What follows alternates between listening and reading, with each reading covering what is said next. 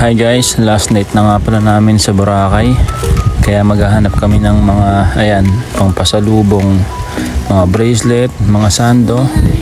Bala na kung ano mga makita namin. Yan lang, mga wallet, mga bracelet. Ayan, sando, pwede na rin yan.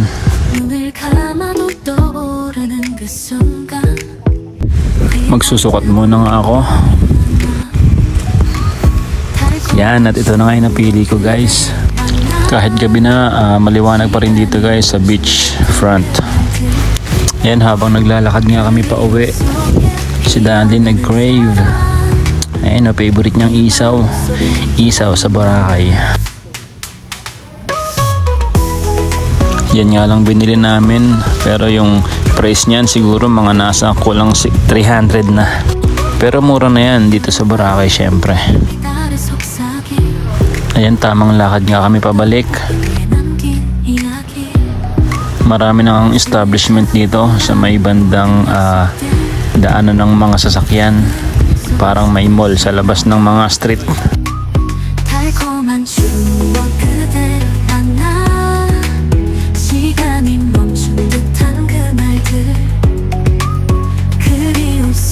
Ito na nga, papunta na nga kami sa room namin.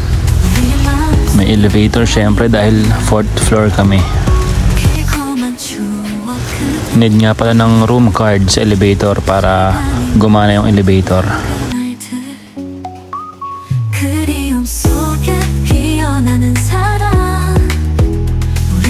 Ito nga yung kwarto namin. La Carmela de Boracay nga pala yung hotel namin. At ayan, yung room namin pang-4 na tao. Bali 8 kami, 2 kwarto yung inoccupied namin. At labas na nga namin yung binili namin.